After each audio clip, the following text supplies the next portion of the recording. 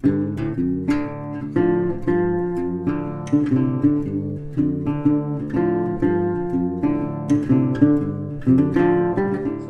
everyone to another episode of the Virtual Coffee Break. My name is Martin Mangual. I'm a dairy educator on the west side of the state. And today joining me is Dr. Barry Bradford from Michigan State University. Thanks for joining us today. Hi, Martin. Appreciate the opportunity. So the first question I have for you, because you're kind of a new member of our dairy team here in the state, is kind of what was your career path before stepping into this role in Michigan State? How did you got here? Well, I grew up in Iowa. I was actually, I grew up on a beef operation and went to Iowa State University for my undergraduate education. And, you know, the area I grew up in, rolling hills, some corn and soybeans, but a lot of grazing ground and really almost no dairy footprint at all. So I had an opportunity working under Dr. Don Bites at Iowa State to do some dairy research, even my freshman year as an undergrad, and was really fascinated with the dairy cow. Particularly, I'm a nutritionist, and particularly fascinated by, well, the way I put it a lot of times is she's the marathon runner of the livestock world. And just how she's able to process the amount of nutrients she is and divert so much of it to milk production is just fascinating. So anyway, had great experience working in a lab as an undergraduate and ended up looking at 3 or 4 universities for a graduate program and came up to East Lansing. Actually, Harlan Ritchie helped me set that up, a beef genetics guy that was friends with my dad. And I met with Mike Allen and ended up doing a PhD with him here at Michigan State. So I spent from 2002 to 2006 here. My wife and I did. Loved Michigan, loved our experience at the university here. And then was fortunate to find a faculty job at Kansas State University right after finishing my PhD, and spent 13 years in Manhattan, Kansas. Really enjoyed it there. Great people, great place to live. But when this opportunity at Michigan State came back open with a research extension mix and in a place with such a strong dairy footprint, it was just a really attractive opportunity for us. Good. And I can relate to your lack of dairy growing up. I grew up in a farm that had everything but dairy. Is that right? Yeah. So that's why I always say that's what I do dairy, because I grow up doing chores for everything else. Yeah. So you mentioned that you love the state or the 4 years you spent here, but what made you come back? You know, what was attractive of this position in our industry that made you choose coming back to Michigan State? Sure. Well, having lived here, of course, my wife and I knew that, you know, the outdoors here in Michigan were fantastic. And that's honestly part of the draw. And we knew it was a good place. Our kids, we've got kids, and already we're enjoying the hiking and biking and everything here. But, you know, professionally, you know, obviously Michigan State is just a world-class university. It's huge, but not just big, also lots of deep expertise across lots of disciplines. And specifically in the dairy program, it's what I would call a comprehensive dairy program. We have deep expertise in almost every area that you would want people to contribute to addressing comprehensive systemic challenges in the dairy industry. And to me, that's exciting. You know, as you grow in a career and you're trying to tackle bigger, more complicated challenges, you need bigger, more complicated teams, and you can do that across universities. I've done that, and that has its own rewards. But it's pretty difficult to being able to sit down in a room in the same campus with people who can bring to bear, you know, extremely different expertise that really collectively can make a huge difference in terms of creative problem solving. So to me, that was a big thing. And then honestly, the industry itself here in an extension role was a big part of it. And, you know, if you look at national statistics, you know, Michigan is typically number 1 in terms of milk production per cow. And no, that's not the metric we should be chasing first and foremost, but it does give some indication as to the quality of the expertise here in the state. The fact that there's a lot of progressive dairymen, that there's some new, you know, facilities going in, people are investing in the state still. And that's attractive in terms of people looking to change, looking to get better, because that means that people like me that are trying to help people make change actually have an audience, right? So all those things were part of it. And, you know, honestly, a lot of the people I knew personally are just great people. And so it's a lot more attractive to think about uprooting your life and moving your family if you know the people that you're going to work with every day are great to be around, and deep thinkers and fun to work with. Yeah, and to echo a little bit of that, I think it was the same attraction to me as far as the MSU extension by itself. Yep. I think Michigan State University is one of the few universities where extension agents are specialized in one type of commodity or one type of industry. Exactly. Some of my peers in Ohio State, in Purdue, they do work with dairy. They might be specialized on dairy, but their programming has to be all over the place, dealing with crops, dealing with swine, dealing with beef. So Michigan State University can take pride on knowing that dairy educators are solely focused on dairy. And I think that allows us to make a bit of a more specialized and specific technical job when it comes to that. You do mention, and I want to echo that we have a great dairy industry and we have a great dairy team in Michigan State University. So the question will be, what do you see as the key contributions from that great MSU dairy team that we have in campus to our dairy industry here in Michigan? How do you see those two working together? Yeah, well, I think it makes sense to sort of step through the three mission areas, because to me, that's again part of being a comprehensive dairy program, as you're addressing needs through efforts in teaching and research and extension. And maybe I'll tie that in at the end, because I don't think any of those work in isolation. A lot of times people talk about it as being a three-legged stool, and if you chop one of those off in half, the rest, it doesn't work, right? So I'm a big fan of that land-grant university model, and I've had fortune to travel around the world and interact with people in the dairy industry in a lot of countries. And honestly, that's the one thing people point to that they are missing in their system a lot of times, is they have universities doing good work, but there's no formal mechanism to connect to the industry, and that extension piece is critical. So anyway, first of all, on the teaching front, one thing I really appreciate here is we have opportunities for people to do both the 2-year program and the 4-year program, which I think is fantastic. There's a lot of people pointing out how nationally across all students, we've probably overemphasized 4-year degrees, and there's a lot to be said for sort of people learning technical skills that are job oriented, but deep technical skills, not just something you can learn overnight. And giving that flexibility of different approaches to this, I think, is terrific. And certainly Joe Domek is widely known as an outstanding educator, and he's the bedrock of that 2-year program. And anyway, beyond that existing strength, I think there's great signs of this moving further forward. So there's been a recent revision of the dairy curriculum to really further emphasize hands-on teaching for the 4-year students, especially. I think that's terrific. We've had, we have 3 very experienced educators. I mentioned Joe Domek already, but Miriam Weber-Nielsen, Mike Vandehar, 2 other terrific teachers in our program. But then recently, before I came on board, both Roger Thompson and Don Martell, who have decades of industry experience, joined the program part-time to help teach students in these programs. And I think that is fantastic. And I think the more that we can do in the future, I think the better off we are. So I'm really pleased with that. On the research front, it's, my time as a graduate student, you're mostly focused on research. And so I got to see a lot of that when I was here. And again, the comprehensive thing is the story here. So from a nutrition standpoint, there's a decades-long history of extremely strong nutrition research. I would say if you look at the strategies to feeding starch and fat to dairy cattle today globally, there'd be a couple universities that have influenced that, but Michigan State would be in the top 2 or 3 in both of those categories.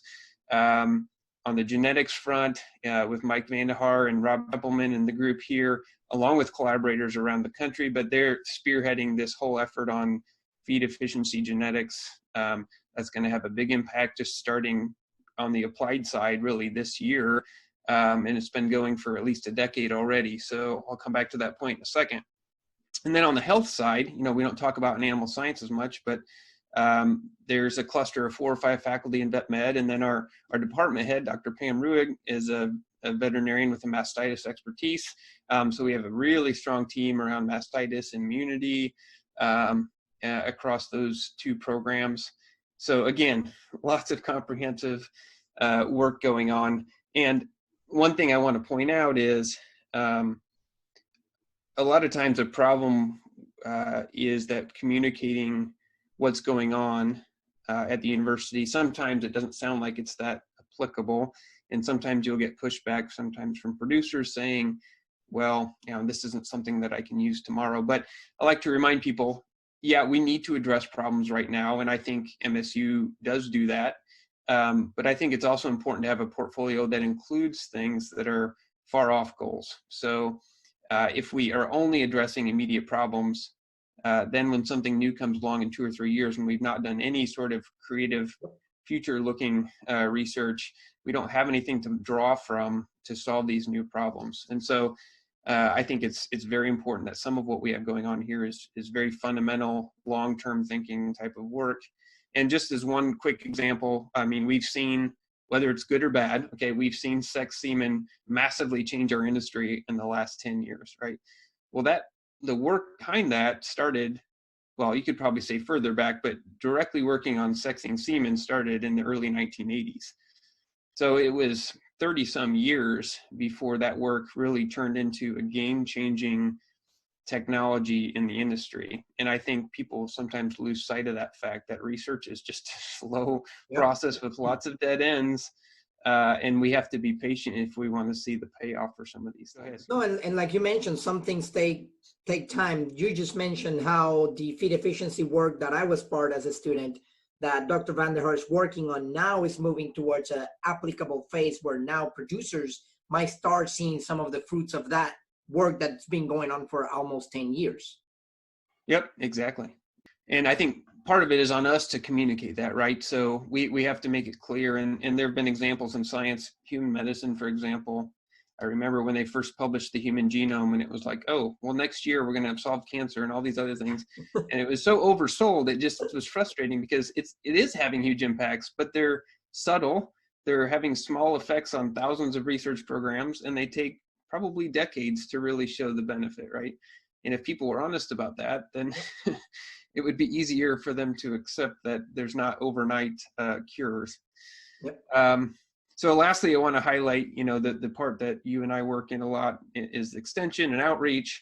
I use outreach because it includes things like, 4-H programming and FFA and stuff like that as well. But, it's absolutely critical, I think, to helping to serve the continuing education needs of the industry. Certainly allied industry, corporations do a great job of technical support and that sort of thing, but they're going to focus on areas around products they sell to some extent.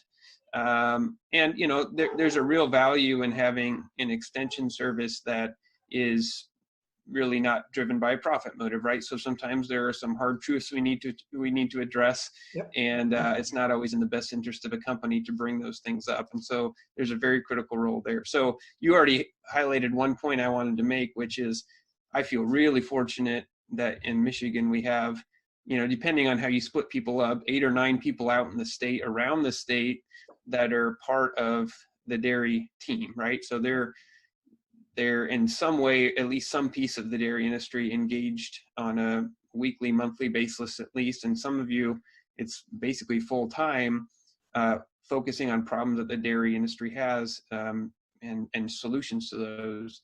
And I think it's really valuable to have eyes and ears to come back to the university as a whole with, here's some challenges that we need to address and think about ways to help solve. Excuse me. But also then as a means of communication out, so that when we do from say your feed efficiency work, you're working with a farm where you think putting those genetic tools to use that are just now becoming available, well, you have the expertise to help them understand how to put those to use, and I think that's fantastic. So other things that I thought are going really in the right direction here, I've been impressed by the number of extension educators that have gone out and found projects and grants that are funded by external entities. It's not, in my mind, a traditional thing in extension to do, but with tight resources, that's really valuable. And you're bringing new information to the industry and finding resources to do it. And then, Martine, a lot of this is at least in part thanks to you, but growing from doing a good job in traditional media like putting articles in Hordes Dairyman and Progressive Dairyman, all those types of publications that remain incredibly important, but also growing into new forms of media, having a video feed going, having podcasts up and going. And to me, it's just a matter of making our information as available as possible. And just to highlight, some of the benefits of your work, the YouTube channel you set up, I just looked, and we've had over 2,000 views in the last month. And okay, that's maybe a little bit stimulated by the lockdown, but still, and it's a nice impact, right? And so, again, I think a lot of big contributions across the program here. Yep. And I want to kind of also bring back that's a kind of a team effort. All educator has been involved Sure. in developing the content, which is certainly the most important part. It's not just putting a microphone and start talking. And also kind of point out some of your webinars that are also driving kind of the impact that the YouTube channel is having. So for those that haven't subscribed, you can look for MSU Extension Dairy Team on YouTube, and you can find our channel and subscribe that way. Our podcast you can also find as the Virtual Coffee Break with the MSU Dairy Team, and you can subscribe there to see all the past episodes and future episodes that will be coming up. So you do mention that our department is certainly growing. You are a new position. We have others like Don Martell, Roger Thompson, you have mentioned. On the extension side of things, I've been here less than 3 years. I have colleagues that have been here less than 3 years. So our team grew from 5 to 8 people. So our department or dairy program is growing. So how do you envision that MSU dairy program growing to serve our evolving industry in Michigan? So how those two can grow together? Yep. Well, my first focus in thinking about how I could have an impact program wide in this position, how do we just try to help everyone communicate more effectively and more efficiently? So we're working on some revamping of our online presence, I guess, if you will, to try to meet people where they are in terms of whatever resources they use. And I think that's especially important for the on-campus faculty. So we generally have research faculty that are doing a terrific job of publishing in scientific journals, and that's absolutely what we need to do. That's our job. But there's no reason that with a little bit of help and setting up some pipelines of information that we can't try to get that information to the industry more quickly and generate essentially a more accessible version of the same story that's shorter and sort of more take-home points and less details, So I think that's a lot of my initial focus here. Very useful, especially transmitting what you mentioned. What is going to be the expected long-term impact of this work that we're doing right now? I think communicating that to producers is key, like you mentioned before. If you publish a Journal of Dairy Science article that goes very specifically about a metabolism mechanism, how can we translate that into telling producers, well, long-term, what we want to do is increase the efficiency, increase the amount of anti-inflammatories that the cow is producing, so then you don't have to help her out in the fresh period, for example. So translating those messages back and forth, I think, is going to be key as well. Another idea, and this is not like fully vetted internally, so I shouldn't be sure, but I just think, just kind of thinking out loud, and we've been talking about this for a few years, some of my colleagues and I, it seems like one of the gaps in the industry is helping find a way to develop people from sort of frontline workers to mid-level managers.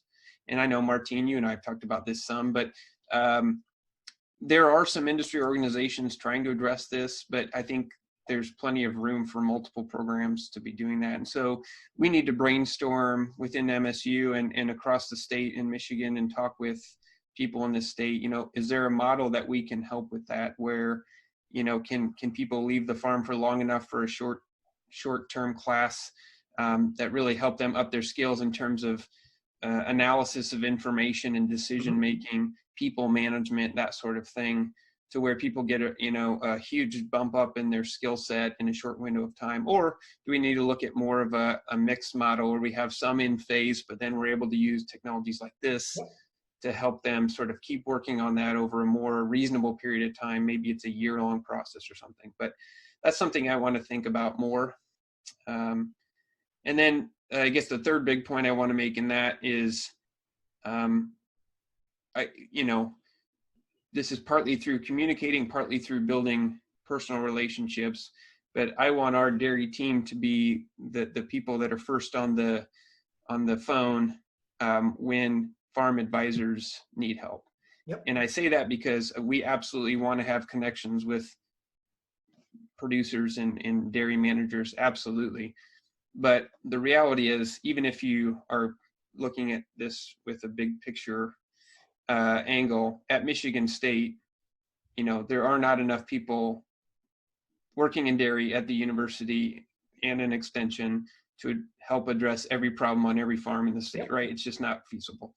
So what can we do to have a multiplying effect? Well, if we're helping consultants, whether it be veterinarians, nutritionists, management consultants, etc., if we become a resource that they turn to, and every time we help them do their job a little bit better, we're impacting 10 farms, 20 farms, whatever, depending on how many clients they have. And so that's a huge multiplier for us. And so I think we need to do everything we can to be accessible to them, to be out in front so they know where we're world class. And I think that kind of is a perfect segue to another question that I had, because it's part of the efforts that are currently going on. How do we train the trainers? How do we expand our message? So what other efforts are currently underway to push the MSU dairy program forward? Yep. So I kind of alluded to this already, but on the communications front, we already have a whole team kind of working on how do we re-envision our website. Very simple first step, but from there, like I said, trying to get in front of people in whatever way that they want to digest information. Mm-hmm. So we have an initial plan to use a combination of social media, email, print, snail mail, whatever generation you're in, whatever technology you like, we want to be in front of you so you don't have to go looking for us. And I think what we kind of envision is that we can give updates on here's the sorts of things we're working on, and here's a couple of paragraph snippet of what we're doing. If that interests you, here's a quick way to jump into a deeper dive in this information. And if that still interests you, look, here's a full 20-page journal article. You can go in the deepest depth you want, but it's not slamming somebody up front, with the 20-page journal article and asking them to digest it if they're not even sure it's worth their time to look at, right? So I think it's simple. Any of us would like to view information in that way. It just takes a little bit of time to sort of gear up a system to make that happen here at the university. So that's one. I think the current process underway that's going to be impactful is we're hiring a new dairy farm manager right now.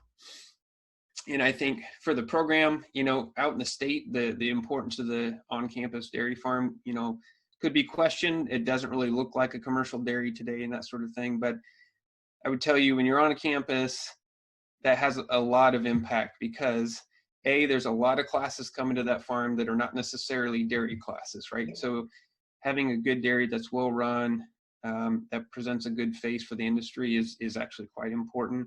Two, a lot of the expertise in our industry in the future is going to come from people that don't have a dairy background and maybe don't have an ag background at all. Like you and I, neither one of us grew up in a dairy, right? And so how many people, I know some spectacular members of the dairy industry that grew up in big cities, right? So we have to give people an entryway into the industry if we want to draw those good people in, which is what we should want to do. The reality is we have a very outdated dairy at MSU. That's the honest truth. And we get a lot of research done there. We have fantastic people there. But for the long-term viability of the teaching and research programs, especially, we need to be talking about a new dairy. And I just came off of a role at Kansas State where I was in charge of trying to come up with a viable plan for a new dairy facility on campus there. And we had been working on it for over 4 years when I left, and we were kind of just at the point of seeing if we could find the money. So I know these are long processes that require some patience. And so, I hope in the next year or two, we can really start getting serious about discussing what that next dairy facility looks like and start talking with our partners about how we're going to pull that off. So the last point I want to make is, and I just want to throw this out there to maybe start a conversation with people, but I've been toying with the idea for my own extension programming What can I bring to the table that's unique, that's applicable? You kind of alluded to, I've done a lot of work on transition cow inflammation, and I hope to work with some people on that, maybe do some on-farm research, maybe work with people on strategies to put in place. But I'm also interested in kind of on the data front. And the reason I come at this today, I think is sort of low-hanging fruit for dairies, is a couple of big changes in the industry in the last couple of decades. One, just continuing consolidation. Again, good, bad, or indifferent, our dairies are bigger today, right? And so, well, what are some of the benefits of that? Well, one may be that we have the sort of numbers in our operations today, the sort of scale that you would need to actually carry out some tests on your own farm. So, and I bring this up because university research is not really well suited to every kind of question you might want to ask. So we have farms set up to ask great questions about the biology of the cow. What happens if we feed her this? What happens if we synchronize estrus in this way? But we're not set up to ask, with your design of your farm, does it make more sense to start milking at 4 a.m. or 2 a.m., right? Yep. And that sounds like a stupid question, but in terms of making a farm operate well and retaining labor and all sorts of things, there's 100 questions like that you might want to ask. Well, and if you actually have a big enough scale that you have multiple facilities, you can actually try to test some of these things. Maybe that's not the best example. So I'm interested in kind of developing a program where people can come to us so that we can help them design proper experiments, if you will, to ask whatever sorts of questions they might want to ask in their operation, and then actually analyze and interpret it properly, which tends to be the biggest downfall if you don't have some help. And then, of course, what everybody talks about today is data mining. So there's all this data from pedometers and whatever on farms, and it's true that much of it is unused, and there's probably a lot more potential there. So that'd be another piece of this that I think would be worth exploring. So I'm interested in engaging with people in the industry about whether there's value for a program like that. Yeah, and I'm sure many producers would appreciate that. I know I'm starting to see more of the research on campus being transferred to farms. I know Dr. Persley does a lot of repro work using commercial farms. Pam Rook, Dr. Rook is now doing a lot of mastitis research using commercial farms. I know you're looking at, doing some of that research in commercial farms. So definitely we're trying to be more practical in that sense in creating solutions for kind of practical problems that producers are facing. Absolutely. Anything else that you want to relate to our producers? Any other message you want to provide to our Michigan producers? No, I just feel really fortunate to be in this role, to be entrusted with, what's a pretty important role.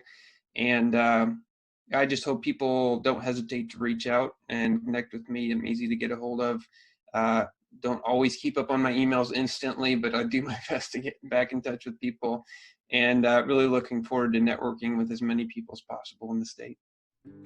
Other than that, well, I would like to thank you, Dr. Bradford, for joining us in the virtual coffee break. And I'm sure producers can appreciate all the good information you have provided today. Thanks, Martin. Appreciate it.